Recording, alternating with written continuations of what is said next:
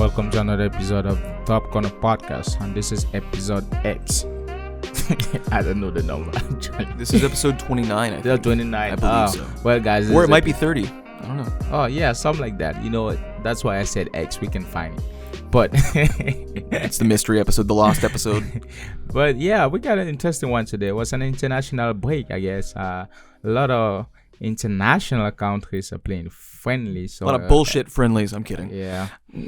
I actually don't know if Cameroon played friendlies. That's kind of crazy that I don't know. But it's a shame. I know. I didn't even hear about it. But the US played. They played what the hell they call that thing again? Is the CONCACAF Nations League? Yeah. USA beat Mexico. Did you see it? Tyler Adams scored a screamer. Yeah. So a little preface for that. We kind of talked about it a little bit before the episode started. I keep up with the international stuff for the most part. In what I mean to say is that I keep up with pretty much everything but the friendlies. Yeah. Because there are so many friendlies. There's so many matches in club football. There are so many in international football that are either qualifying for competitions, which are legitimate qualifiers, or the actual competitions themselves, that I usually allow for friendlies to be kind of my weekend off. Yes. So I mean, especially with the Euros right around the corner, to me, friendlies. Not a thing. Yeah, just we'll take some time. I just keep up with it in a sense, not really keeping up, but it just in a sense, just so I can, you know how you're like, oh man, France has a great team, England. So doing the friendlies, I kind of speculate and try to see, because I didn't see Germany coming like that. But after what I saw, I think Germany and France might be a tie. That's because lately France have the individual talent, but lately it's not been crazy as 2018 or last year. But I know doing competition, all that always changes. Well, it's also going to be tough for France to be as good as they were in 2018 as well. That was an unbelievable. Just because a lot of the players are still there doesn't mean that they're all going to still be at that exact level. That was a pretty, I don't want to say unattainable because they achieved it. You know what I mean? But I mean, it's one of those world-class squads that you're just even 1 year can make a difference and drop you down just enough to where you're not going to be quite at that level again. But I still expect amazing things from them, and me too. They're going to deliver something. For sure. They have the effective. But the thing about it is Germany was kind of especially after the 2014, a lot of the players were going old. Downward spiral. Yeah, but man, they have young players right now. I didn't even think about it like that. And I watched the game, not really the game, but the highlights. I think I want to start putting Germany into this conversation. Because I know for now that England, they have a lot of young individual talent and prospect.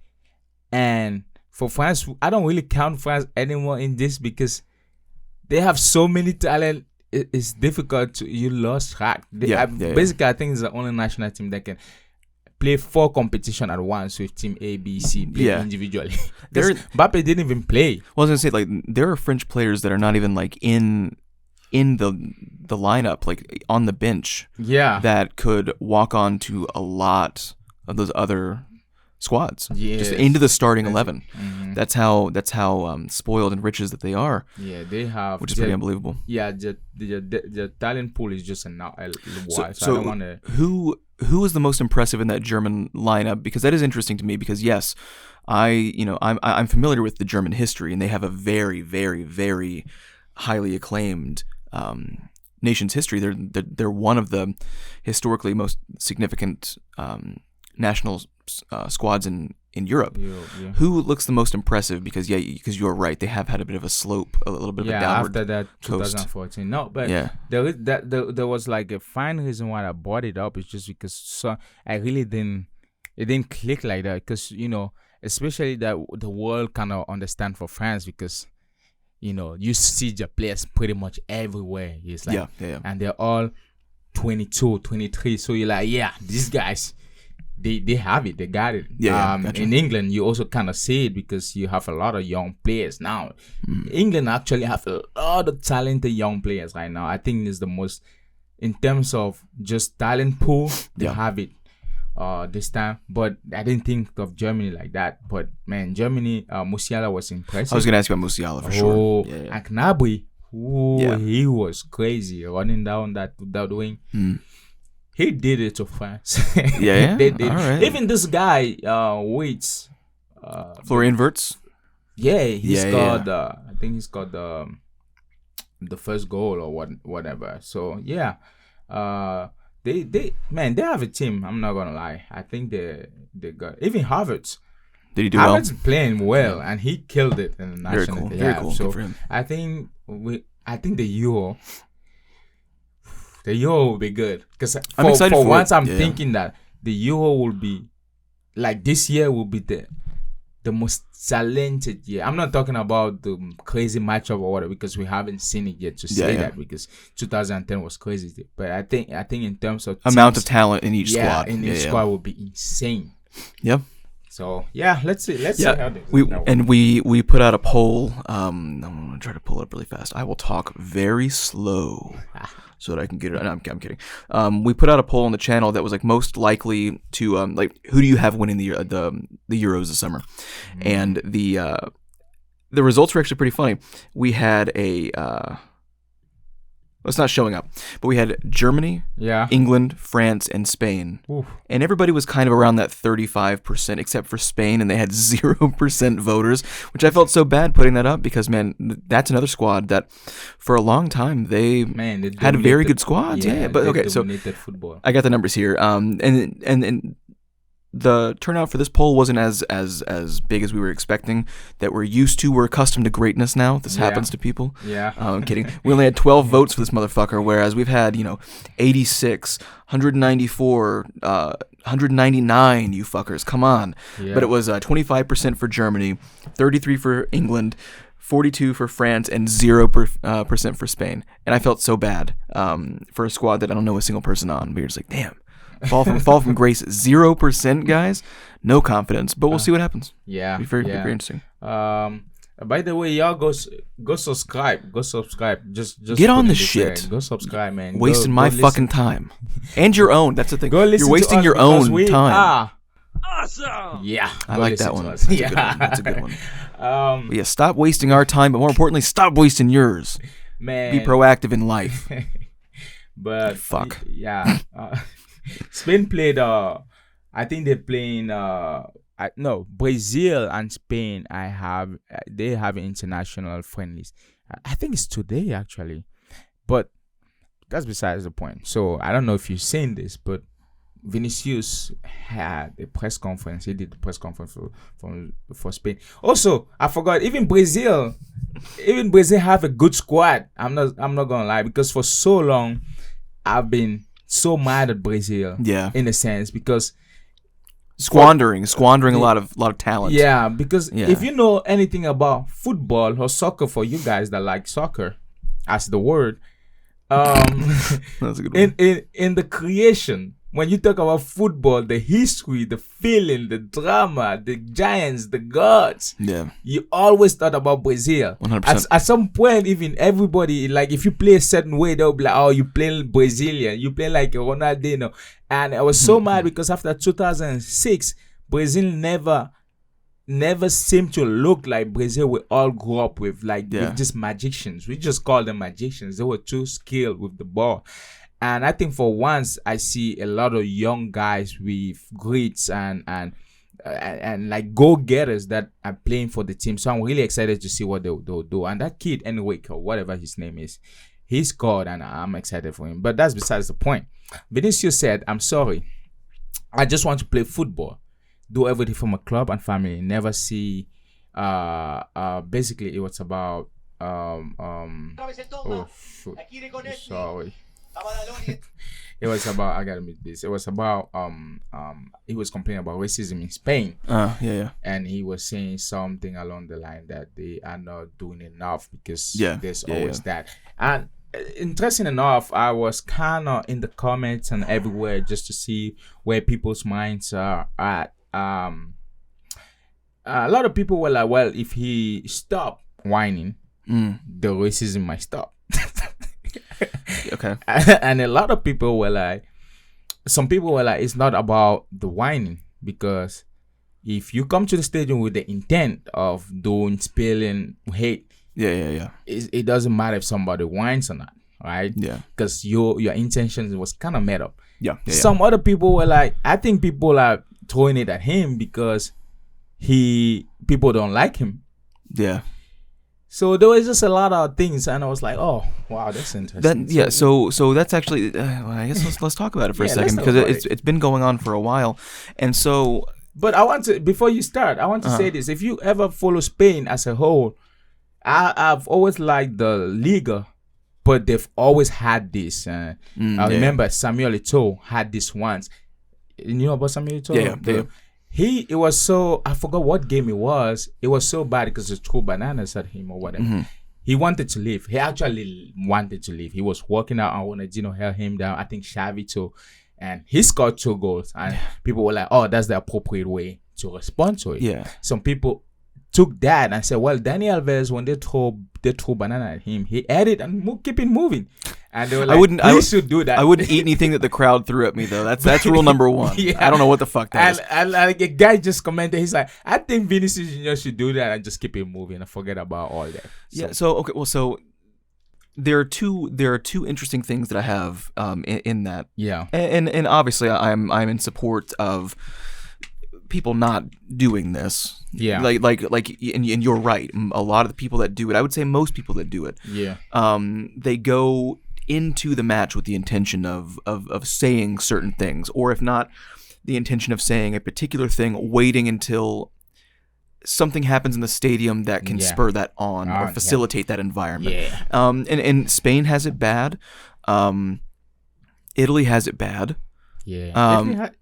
Italy's pretty bad. Yeah. Italy's I guess statistically worse than Spain in terms of these things happening. For real? Yeah. For some reason, I thought Spain. I know about the national team in a sense, but I didn't know. I thought Spain was that, because even England has it. It does, but Germany England too is different. You don't really. Have you ever seen it? Like, you hear about it probably on the news and comments, but like blatantly people throwing stuff like this. Yeah, I personally have not seen it in a live English match that I was watching. That's what I'm saying. I've not seen because that. for Spain it's so apparent that it's weird how that. I mean, in this day and age, it still happens so blatantly. Because for Spain, it wasn't a long time ago that somebody threw a banana like that. So Well, there are two things in that, I guess, and it's like, well, one, how do you stop people from doing that? You ultimately can't. What you can do is you penalize them, and I do think, I mean, like, if you're caught doing something, I think that you getting a lifetime ban from the stadium is reasonable. Whatever you just said now is one thing that he raised. He's like, I think they don't get punishment. That's why it keeps happening. Yeah. Well, and then there's one other thing that I look at, and it's not, you don't want to, and I'm not blaming him. Yeah. For things that are being said to him. But you would be foolish to not look at it and see he does get this a lot more than other people in the Spanish league right now. Why is it that? Yeah. I don't know why that is. And it's not that he's the only one that's quote complaining about it either. But it does seem like the fans do it to him more than other people. Not to say that it doesn't happen to other people. Yeah. But you kind of touched on that. Is it because he makes a big deal out of it? Is that the best thing for him? I'm not making any decisions for him on this, nor would I desire to. I would say I'm playing the devil's advocate. That's not my stand. It's just to get the conversation going. I was like, what if it? Wait, let me rephrase this. Yeah. So, is it appropriate for him to not complain about it ever and just keep it moving, like some players have done in the past? Is the fact that he always complains about it, especially that if you look now, it's more like he's the main character always complaining about these things. But a lot of players don't, and he was saying that a lot of Spanish players are now in support of and starting to speak out. Yeah. So my thinking, If he doesn't complain, it continues. If he complains, it continues. So what would be the appropriate response? Yeah, it's like he almost needs to try multiple things to kind of test and see what the reactions are. Yeah. And that's also the thing. It's like if somebody wants to, and I think that it's anybody that's talking to him, anyone that's of the same race. I don't think that it makes any sense for anyone at all to give him advice on how to deal with it. Like it's up to him to. Yeah, like, that's true. If you want that's a to, good point actually. Yeah, and it's like if he wants to make a huge scene about it, he can. If he wants to, because people have done it in the past. Yeah. If he wants to no sell it and act like it doesn't exist, like that's fine. It's been done in the past. Yeah. If he wants to take his shirt off, rip it in half, and retire and never play again, that's never been done before. But if he wants to do that, that's fine. You know, that's whatever. Coming to that is weird because he said he doesn't. Every day that he encountered this makes him, in a sense, I'm quoting. That's not exactly what he said, but he said you're paraphrasing. Yeah, that's the word. Along the line of he doesn't feel like playing. Oh, actually, I'm getting sadder and sadder. I feel less desire to play, but I'm going to keep fighting. Yeah. Yeah. And it's like, so that is like, you almost want to ask people, which I guess would include the people that are responsible for the racist dialogue. Like, why him? Yeah. Like even if it's from the mouths of the people that you don't want to hear from, why him? Because it is. I mean, it's a problem in Spanish football. It's a problem in Italian football, Belarusian football. You know, Eastern Europe has similar issues as well. So it's like it's not that it's just the one league, or even like, but like, it is him more often than not in this one league, and I want to know what it is, even if it's just simply not an answer that you personally agree with, like, but it's undeniable the fact that he gets it more than anybody else in the league. And it is. I heard a curious comment online that said, "Well, people hate him more." So, in among those that spew this, some are not racist, some are just normal haters. Yeah, but and it's like they hate him. It's like, yeah, but I want to know why. If it was, is it because he whines and complains a lot? Yeah. But it's pretty interesting to hate someone about. I mean, I get it. I get the whining. Like you get annoyed. Everyone's. But to hate someone, it's like me hating you because you walk in a weird way. It's a weird way. A weird thing to hate people. Because I've seen the argument that it's I forget the exact terminology for it, but it's a form of colorism as well, where like the darker the skin tone, the more hate that some people get. But like, there are plenty of people that are just as dark as he is in the league that get some sort. You know what I mean? It's like, but it doesn't seem like that's the factor. Yeah. There's something else going on. It's personal. Mm-hmm. It's not something that's simple as that. Is it for your race? Is it kind of like ginger? Yeah. You could say that. I guess it's a little bit more accepting for us to make. No, I don't personally, but it's more accepting to make those kinds of jokes for ginger people. But like, but yeah, I mean, like, if he was like the only person in the league that was a certain darkness, like I could see that someone could make a point about that. I'm not saying that it's valid. Yeah. But there's he's not even that dark. I mean, he's dark. But. Yeah, but that's what I'm saying. Like it's like if he was the only person that was that dark, that would make like it would. I would see that statistically speaking, that's happened in the past. That's true. It would make sense on the face of that. But it's like it's got to be something more personal. It's. I do think that it's possibly that he does make a big scene about it sometimes. Yeah. And that spurs them on. And again, you don't tell someone, I think at least, what their response is to it. I mean, you know, that's just not what you do. But I do think that he should try other just to see if we can identify what the actual problem is.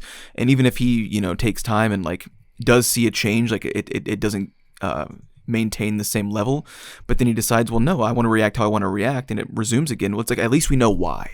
Yeah. Why this one guy is getting all of it. I just want to know the truth behind it. Whether or not he decides to change his reactions to things, that doesn't matter to me at all. Yeah. But it's just so annoying to me that it's one player. It's one guy on one team, and yet you've got to think it like a realistic number.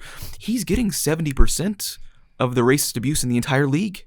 One guy is getting so much more than everybody else. There's got to be something to it, and I just want to know the truth behind it because it's a scientific endeavor for me. I want to dive into the problem and see what the fuck is going on. We gotta research about it. Hey man, we're not here to hate. It's all love, man. There's no point hating people. For me, if you ever say something to me, I guarantee you, if you're out here, I'll do something to you, brother. Don't try it. It's just so frustrating when those things happen because honestly, don't try it. It takes away There's no point. There's actually no point to that. We're all human beings. We're gonna leave this earth as we came, naked and dead. Naked and dead. Naked That's and what dead. it is. There's no point for that. But like even just looking at it in terms of how it. It's obviously about how it affects the person that's being spoken to that way. Yeah. But it affects other players as well.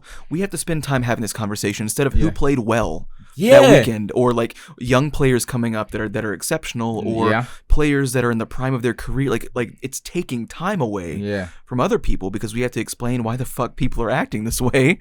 And then like to me, that's where I always get frustrated. Yeah. For me at least. Yeah. Well. I don't know if you know this guy. I don't think I know him. Who's this fucking guy? He was a former Arsenal goalkeeper, and he said something pretty interesting. He said,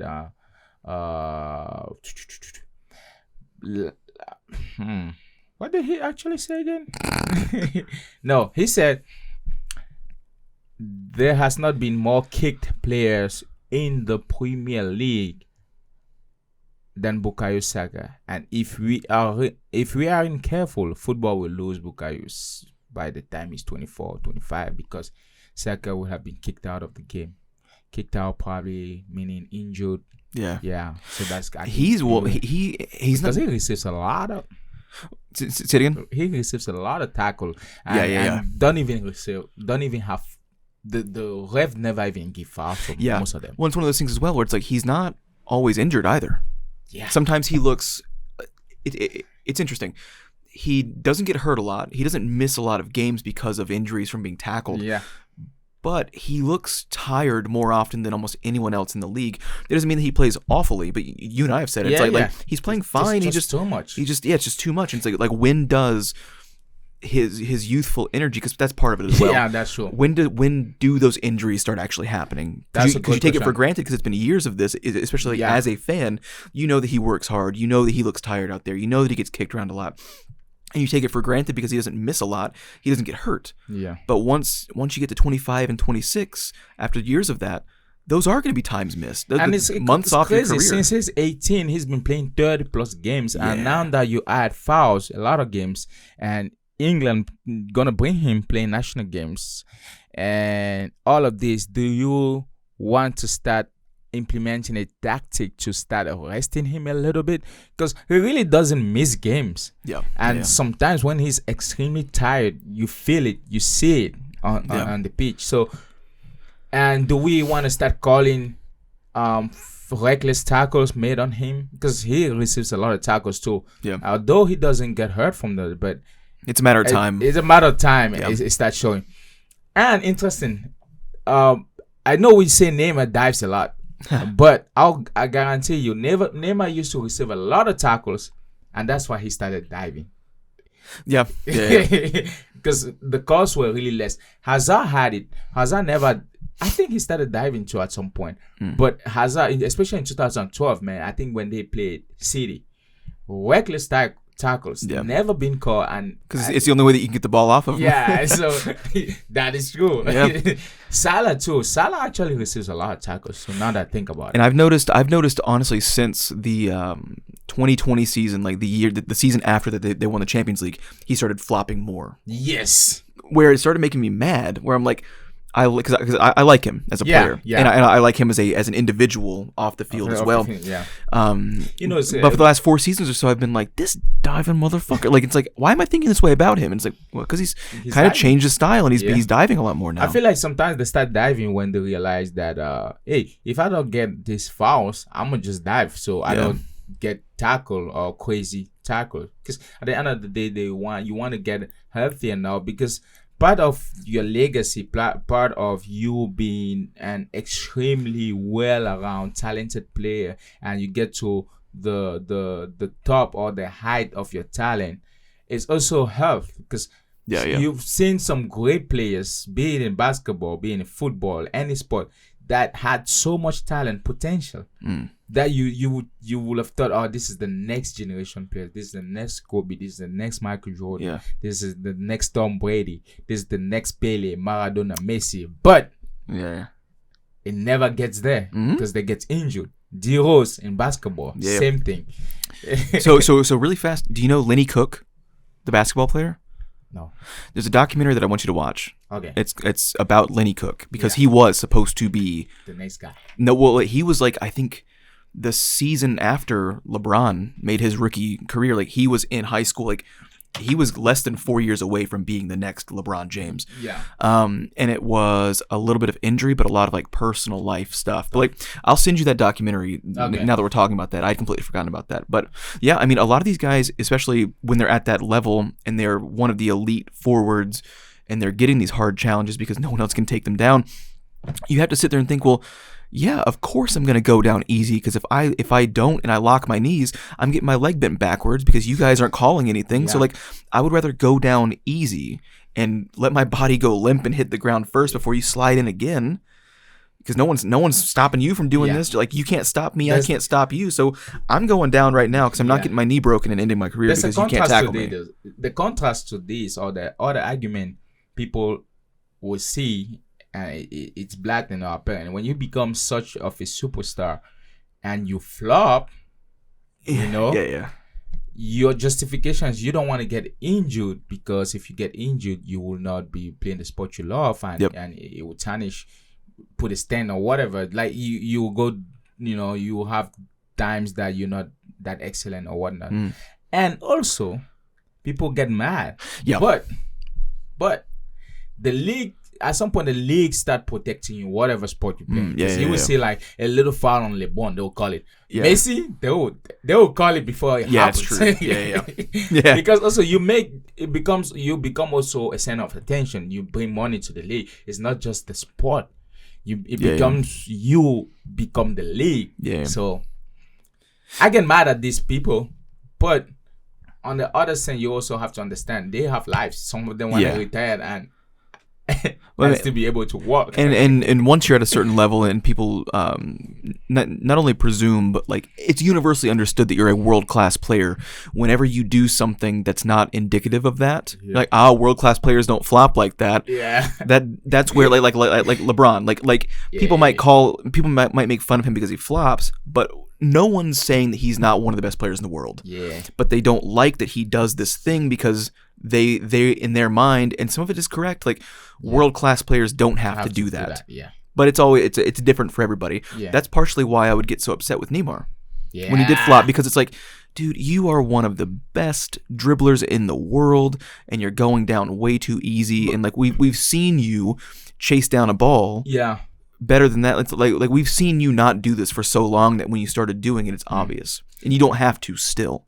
I wonder if for Neymar it just became, because one thing Neymar had, you know, the prodigal son that never became, or however people say the prince that never became a king. But we also have to understand Neymar went through a lot of injuries in his career. I think that's one of the reasons which I hate Neymar and hate the flops that he does, right? But in a sense, I understand it. I think he's also scared, because if you 2014, he was injured by an Ecuadorian or Colombian player. I forgot the name. He had such an interesting name, but he was injured, and he's been a lot injured. But if you watch Neymar of 2010-12, he wasn't scared of contact. After that, after a while of injuries, it all stacks up. Do you think that his physique was partially that as well? Like, could he have put on maybe 20 pounds of muscle, he wouldn't be fluid then?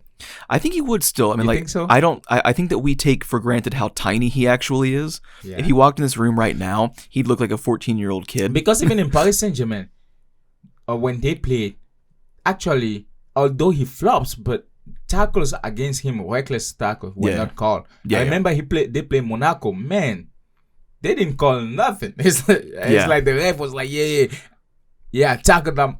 That guy. Yeah. I hate him. Tackle him. A good example, I think, would be like you've seen Salah. He's got actual decent muscle mass, and it doesn't get in the way of what he needs to do. But I do think that if Salah is not that fluid, no, I wouldn't say not that fluid, but he's not that technical as Neymar. No, but he was. I would say in a flat out sprint, he's faster than Neymar though. No, he's faster, but technically. But I think that if he could have just kind of rounded out his physique a little bit more, it could have toughened him up a little bit more, and he wouldn't have been so vulnerable. I can probably get, because even Ronaldinho had more muscle than him, But they also wear different style uniforms as well. Yeah, Ronaldinho was in the baggy, where everyone wore massive shirts and baggy shorts, whereas now, the style is coming back, baby. It is now, but like when Neymar was in his prime, especially, like everyone wore the skin tight shirts. And so you're just like, oh my god, this guy, like he has like a little bird chest. Like what are you doing? Yeah. Now I kind of see it though. I kind of see what you're saying. I feel like maybe because 10 pounds of, like, if it's just pure muscle, it's different. Although you might be a little rigid, but if you're really technical, I wonder if that will have helped now. Yeah. Doing some calf raises, getting a little bit more ankle strength, because he does seem like he has like little ballerina ankles. Oh yeah, you touch him, he's cooked. Yeah. Nah. Anyway, we've got some news. It's been, because it's like kind of been just international friendlies. Yeah. Not a lot of crazy stuff, but I've got 4 little things here that I want to run past you and see what you think about these, okay? I don't know if you've been keeping up with it or not, but it looks like over the last week and a half or so, but really the last week, Real Madrid are getting increasingly interested in Trent Alexander-Arnold. To replace Carvajal. Yeah. That's, on the face of it, that's perfect, but are his injuries an issue? Because they're looking for someone to replace Carvajal, who does not miss many games, and you need to be there for them week in, week out. Yeah. It doesn't seem like Trent Alexander-Arnold, he's not quite at the same injury-prone level as some other guys in the leagues around Europe, but he does miss a lot. He's not quite Reece James level of injury-prone. But he's certainly not, to me, I mean, from what I've seen, one of those guys that can play every single week, you know what I mean? If you're with James injury point level. Man. Well, and that's why, like, so he replaced. Well, remember at the start of the season, Reece James was the idea to replace Carvajal soon at that right back position. He was absolutely number one. And what happens 6 weeks after that conversation starts? He gets injured again. Yeah. Despite playing well, that's the thing. He will come back for 6 weeks and play well immediately, hit the ground running, and really not until the injury slack off at all. But then, when he's out for months at a time. But do you also think that there might be a chance for him to, if you had to put it on a scale of 1 to 10, 6 being a solid 6, that the chance for him to leave, it's higher because Klopp is also leaving. That might favor the him leaving and potentially going to Madrid, because Madrid has been, like you said, the past week now, it's been a lot of rumors coming up about it. Surely means that Madrid has been really interested about it.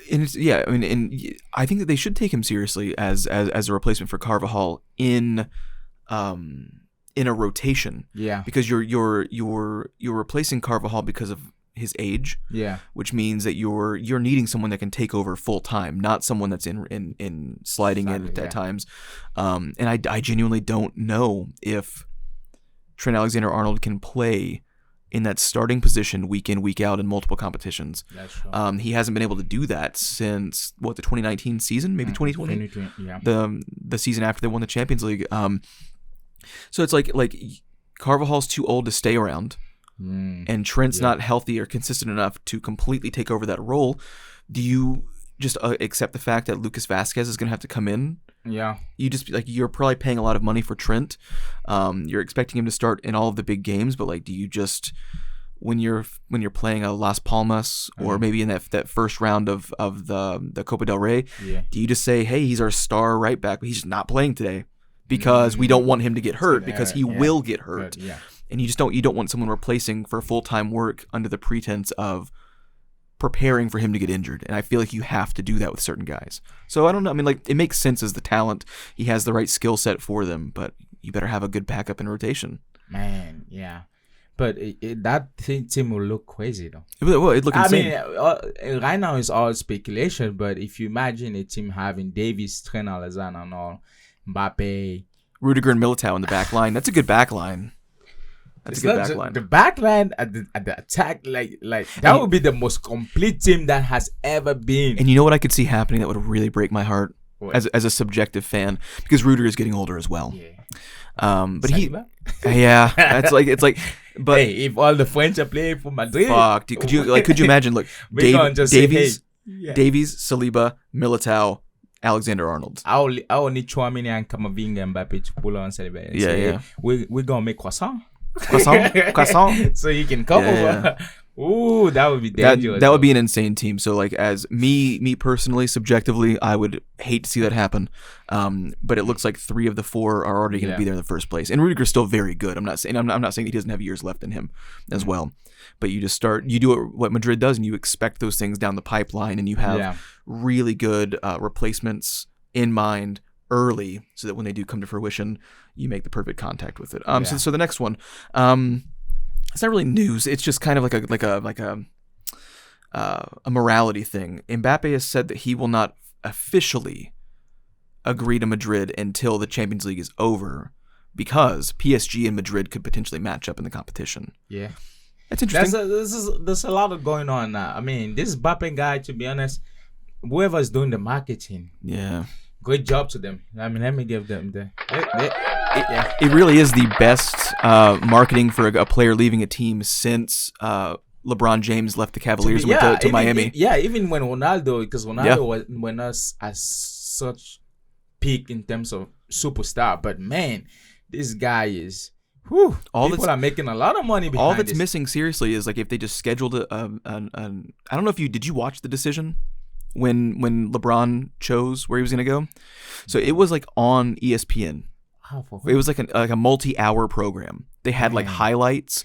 They had interviews with his family and shit. They didn't get it wrong. That was a generational talent. It was hilarious. You're sitting there watching, like 18-year-old his mom talk about like what basketball meant to him. I'm like, just make the choice. Just what do you want? You know what? I want to see the documentary. I know somebody is gonna produce it at some point. I think the most marketable player will be the name of the documentary. But I think when Chouameni said, I mean, there was a lot of things happening. I think Chouameni said something, he had to respond or say something, and I forgot. Toni Kroos, they asked him about it too, and Toni Kroos said something about Madrid is the best team with the best players, so obviously the best players will want to play, you know. And I think for Chouameni was like, Chouameni said Spanish people will realize a little more on Mbappe's greatness when they see him every day. So he wants Mbappe. And Mbappe said something about, I played against Sociedad, going to play now against Barcelona.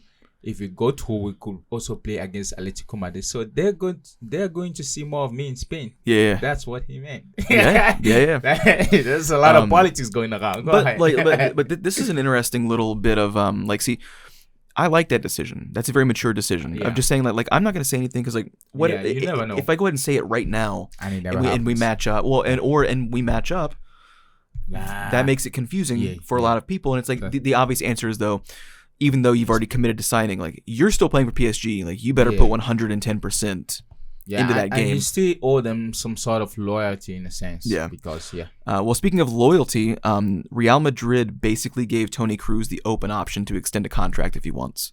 Ooh. They put it completely in his hands and said, here, like if you want to, like, we will negotiate. He's the guy. He got a call for Germany, and I think at the rate at which he's playing, he will play the Euros, because Kimmich is not producing 100% of what everybody expected or thought Kimmich would. And that's been happening for about 2 seasons now. Yeah, so that's why Kroos is coming back, and Kroos he's been playing great. Even at this age. So I see him playing the Euros, and I see him extending at least 1 or 2 years in Madrid, just to kind of nurture the young guys, the young talent. But at this point, Madrid, they don't need any more nurturing. They got it all. They've already passed that phase. That's kind of why I kind of appreciate and like Madrid. The transition was flawless. The transitions, because some teams struggle a little bit, especially when you have a lot of great talent. You're at the peak. like Barcelona right now, you struggle to get that transition and you fall in the slump sometimes. Yeah. Liverpool did it too. For United, I mean, I think for the United it's a little different, but it's kind of the same concept. So a lot of teams struggle with that. So Madrid did a good job. Yeah. Well, it looks like we're just sticking around in La Liga for the little bit of news that we do have. What's going on? Tell us. Say what? Tell us what's going on. Saudi Arabia is willing to spend $100 million for what again? Lewandowski. You take that now. You take it because that would get them out of their fucking debt. Yeah, you take it, but does Lewandowski want it? He still got it. He still got a 2 good season in him. He does. Look, but like I'm saying, for a club that a lot of what you say, which is true about them not being able to really maintain that, is because of poor money management in the past. Yeah. And you're looking at crazy money from the Saudi League for a guy that you don't. To me, that $100 million can be spent more wisely than 2 good seasons from Lewandowski. Good. I think, and it's nothing against him. Yeah. But if that club didn't need that money that badly, they wouldn't be having that conversation. I don't think. True. But they need it pretty badly, and it's kind of it's an angel investor. if you're a business person, you know what that But like that's their dream. They come down from heaven and say, "You want how much for this?" And like you've got to take at least a conversation about that. I think. Yeah. That's crazy though. It's a double-edged sword. To be honest. 100%. And to me, it's just that one side is much sharper than the other, and that's the one that's been dull for years. On the business side, if you are just straight business guy, you don't have no emotions and feelings. Yeah. No, not that you don't have, but your attachment to things are not emotionally based, but are more logically and financially based. That will the person making that call will make an insane great call because you need the money. But on the other side too, if you play well and you get in competition, like who would you substitute Lewandowski for? And Lewandowski still have a lot of good years in him. I think so. But look at this though. How much of that $100 million can cover Barcelona expenses? And Ivan Toney. Go grab him because Osimhen would be too much, but because you need to rebuild other players. Like your organization is hurting for more money. Yeah. Like you would essentially be dumping all of your money into Osimhen. I'm not saying he's not worth it, but their financial situation says that would be an illogical buy. So you go buy another striker that is good, but that is not as expensive. Yeah. You go pick up Ivan Toney to replace Lewandowski, and then all of a sudden, money can be distributed into other positions and in the front office and appease a lot of people at the same time. To me, that makes sense. You pay for your replacement and then some. He doesn't have the same name value as Robert Lewandowski, but at this point where we are right now in this transitional period of the older players and the newer players, he's one of the few players that does have that name value. Yes. Lewandowski. There aren't many of those guys that have that recognition anymore. So cash in on that while it's still there. Oof. I don't know. It's not saying that he has years left, I think. It makes a lot of sense to me. It reminds me of when people were saying that Real Madrid let Ronaldo go a little too early. Yeah. He did have a couple of more seasons to play well, but maybe not as much as he did before. I think that this is the hot time to get the most money for Lewandowski. He does have 2 more years, but how much does his value drop after those 2 years? A lot. That's true. I don't know. It's not my fucking club. Yeah. It's not my money either, sons of bitches. But I think you got a point, though. Like I said, the person that's gonna make that call over there, I think business or financially wise, it will be a great call. But you still got news for us? That is the end of the news. Man, talking about the news, Arsenal have a lot of fixtures stacked up together. I'm talking back to back with no rest. How much of that or how many of those fixtures does Arsenal have to win or be excellent to stay at the top? Because you're talking about the 4 of the Big 6 and the 4 teams that are closely related. They're all like cousins from Alabama. They cannot miss games. It is a single bloodline. There is nothing else in there. Yeah, you cannot at this point. That's ridiculous. cannot lose a game. You know what? You can't even draw. You can't. So and this is interesting, and I've been thinking about it for a while, and I'm looking at the schedule again. They don't have rest. It's a very tough April. Yeah. Do you? Because this is what you don't want to do. You don't want to I'm trying to think of how to say it diplomatically without just like throwing out one competition entirely. But like, what would you rather say? Basically, we don't care about the Champions League to then focus on the Premier League so that you can win, or do you get in that situation where you go, well, no, we're gonna work hard in both of them and burn out in both? Yeah. You know what I mean? But again, you're also burning out. That's crazy because if the burnout in both, there will not be 100% for England. There's just so much at stake. Yeah. So yeah, it's like you just because you in a perfect world you go, yeah, well, we're gonna try equally hard in the Premier League and the Champions League, but you know what's crazy? I would rather walk away with a Premier League title and just honestly say fuck Bayern Munich and just focus on these fixtures for the Premier League and win that title, then try gallantly for both and then get burnt out and lose both. You know, because you have a situation now where you're not winning both. Yeah, you're not winning both. So don't try to win both. That's why, man. You know what? I just realized in this era of football, rotation is really important because they play so many games. Teams are just so tactical. Like there's just a lot of stakes, man. With Arsenal currently, that's a great suggestion. Depending on how they will do it. If I'm Arsenal and I was thinking of something like that, I'll probably focus on the Premier League. The reason is that you're not gonna win the Champions League. I'm sorry, you're not gonna win it. There's no point. Because if you win Bayern, you're gonna face someone else. Yeah, it's a never ending. Like they're still there because the rest of the teams are. I'm talking top tier. So, do you want to win something at least this year? Wherever your probability of winning is high, you probably want to focus on that. Yeah, it's not like I'm gonna throw the match in Champions League, but I'm not gonna be absolutely 100% and try to be 100% in the Premier League. And they do have some interesting rotation. Like you don't have like Saka is obviously their starting right winger. Yeah. He's probably their only true natural right winger. Although the left foot of Havertz makes sense for him to be out there, but he doesn't have the pace for that. Yeah. But I mean, you do have Martinelli on the left. You have Jesus in the center. Trossard can fill in. Like you've got options of rotation to where Saka doesn't need to start throughout and burn himself into the ground.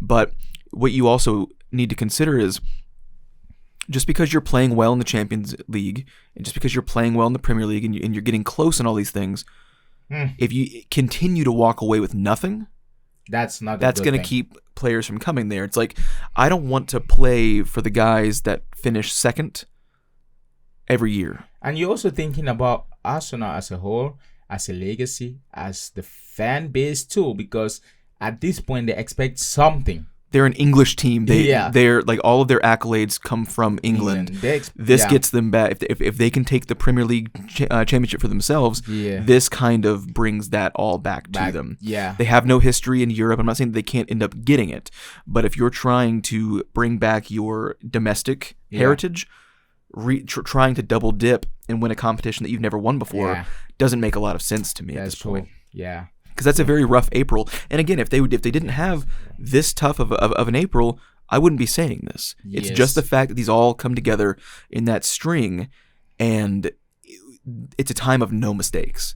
And I see opportunities for mistakes in this very tough. And because we are also forgetting. Actually, we also forgetting the FA Cup too. Oh, they're out of the FA Cup. Oh, yeah, they're out of the FA Cup. But no, eight matches in the month of April. 8 and matches. These are not just matches. No. These are tough teams. And especially at this stage of the the championship, no error is accepted because everyone is trying to grab points. Right. So, with all due respect to Luton, skip them. And even though they're not playing that well right now, I will include Brighton in this because I'm used to them being a top 8 club. But you have Brighton, Munich, Villa, Munich, skip Wolves, based on the performances recently, and then Chelsea and Tottenham back to back as well. Like that's unrelenting. That's unrelenting. And then you skip 1 week after Bournemouth, and you're going to Old Trafford for United. Yeah, that's not an easy one either, especially at Old Trafford. Yeah, they could blow their entire season At Old Trafford. after smashing April. If they drop 3 points to United at Manchester, it could be over. And so United, they have to be flawless. It's in the weird space right now. I feel like they're a little bit figuring it out. Yeah. And it's not a good thing because you guys saw the Liverpool game. And the past games, they've been doing it. Yeah. They on a good day, they might do it to you. They might not have the super because they don't even play a lot of games like you. Yeah. They might not have the superstars that they had 20 years ago that can pull a rabbit out of a hat really quick, but they're figuring out that they don't need those players to perform better than they currently are. Yeah. They can get by with pulling out these crazy wins themselves. Like I said, they don't have the same squad that's going to just win the Premier League back to back and go crazy. Yeah. But they have enough to upset the other big six teams. And at this point right now, that's more important to them. Yeah. Would you? Because you're not in contention for the title. You might scrap out a Champions League spot, but it's not looking likely.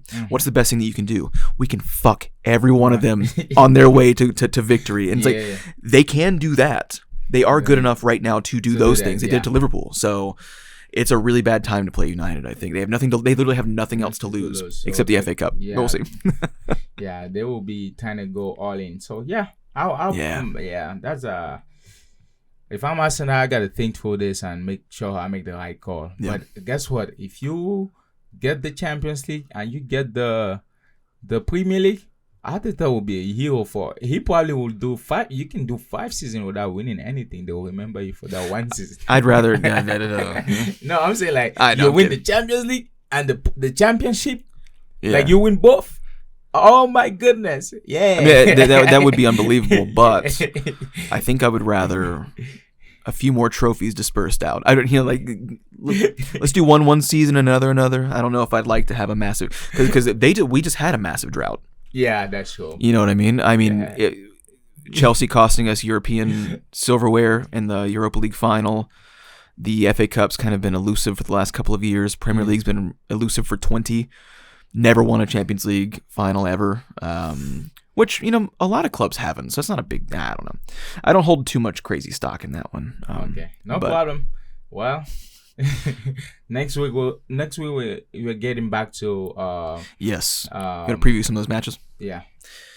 City versus Arsenal in Manchester. Massive implications for the season. That's a crazy game. That they must watch, that they must cover.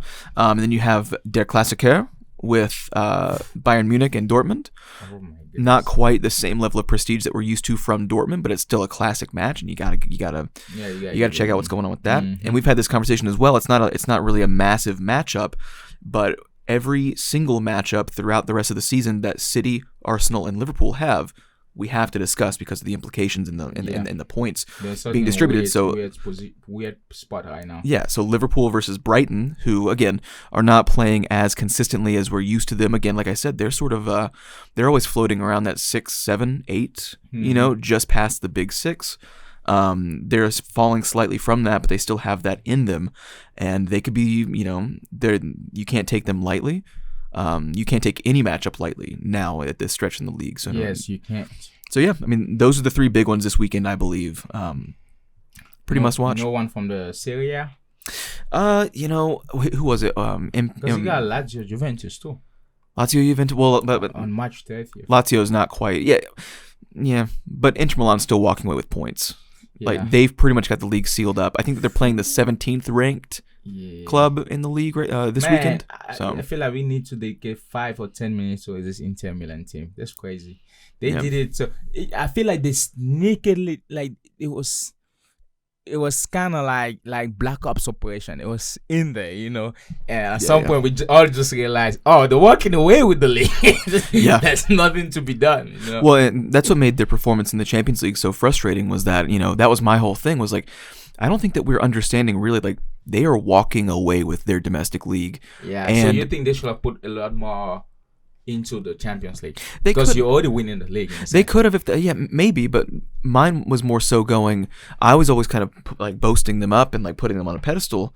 They in the Champions League, saying like, well, they got to the final last year, and everyone kind of doubted that they would get there. But they're walking away with their league this year. Like, I thought that it could be a repeat of them going to the finals again. And the fact that they didn't really show up in that way was disappointing to me. And to me, it sort of validated the people that were going, they're not gonna make it far. It's like, I wanted to believe, man. I wanted to believe, and they didn't. Well, for you guys that don't killed know, me. I'm excited about the Champions League, but I think it's in the next 2 weeks. I'm excited about seeing how the matches come on. And just to say, I think the best football it's in Spain, guys. We might be talking about the Champions League, the champion and the Premier League having the best teams or whatnot. But the guys that are winning it are not from the league. In fact, they are instilling a lot more Spanish football everywhere. The passes and everything. So I want to see because you have so many tacticians now. I want to see, it's weird because football has evolved so much that you really want to see what each manager has for the other one. It's not even about the players anymore. It's like, how will I put Saka? How will I make De Bruyne to play? Will I want to cover this space?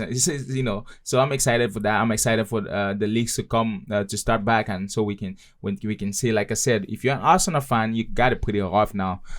You gotta be prepared to do either celebrate or get your tissues, because one of these games lost, it's a cry for you. A lot to potentially win, but a lot to lose as well. Yeah, and it's lost from everywhere. So that was it for the show, and we had a pretty good time. Catch us next time. I had an amazing time. Yeah, definitely. We freestyled this. I could not have done anything else today that would have made me happier. And I'm not being facetious either. For real? Nah. Man, I was actually lazy today. I could have, I just slept. I could have been playing Final Fantasy, I guess. Oh, dang. But I'm not doing that, am I? No, I slept. What time did you sleep till? Yesterday I went to bed at 2 or 1. Why did I even go to bed? That's not too bad. I'm not sure, but also because I was tired of working all the week, so I really I didn't even prep a lot. And usually I take this day to prep or even just to get more information or study. Or this shit was all off the dome. Yeah, so, it was impressive. I impressed myself. Yeah, but just a quick side note, right?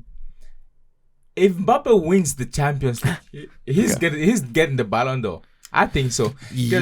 Because what's the argument of him not getting it? Messi's not there. Messi's not there. Ronaldo, it's like all the guys that would have somewhere in Europe potentially taken it from him. We have to discuss this after the leagues are done and see who potentially might get it, because he's leading the league so far in goals. To be frankly honest, when you look at the Champions League, you move Mbappe in that team. If PSG, that's why they're starting to put him out more. In case he leaves, the team is not entirely dependent on him. Yeah, well, and so on that's a good thing. So a couple of little promotional things for the podcast. You fuckers, listen up. Yeah, go ahead. June 10th. So we're doing a live watch along on June 1st for the Champions League final. Exactly. But on June 10th, we are going to have the Top Corner Academy Awards. So we will look at everyone's performances around the leagues, and we will put together some ballots, and we will vote on these things. Maybe we'll have a guest. We don't know. We will wear our finest formal wear, and that'll be a really fun one. I'm very excited for that now that I think about it. Oh, nice. But yeah. Okay, that's pretty cool. Man, you know what we will do? Because there's a camera, so basically there's no audience. I'm going to hold out here with my vest, and I'll have the awards and just... Yeah. I'm going to wear a suit. You get one, get one, and you get one. I'm going... you're going to laugh your ass off when I walk in the studio in a full suit. I think that one would be more like a skate, because I'm ready for that one. Yeah, that'd be great. So, yeah. All right. Well, we are out for the day, boys and girls. Guys, that's all I can say. Go listen to this, bro. We got a lot of content coming out in the next few months, whatever you said. But a lot of cool stuff, and we'll give more insight into that when it gets closer to arriving. Please give us a star review on Spotify. We very much like that. You get early access to the full episodes there, audio only. The videos drop the next day. We present some highlights and shorts throughout the week. Reaction videos are resuming normalcy on Saturday mornings. You will get those as well. What more do you need, you greedy fuckers? Yeah, man, be a peace lover, not a warlord. That's what I will let y'all do. Bye. Bye.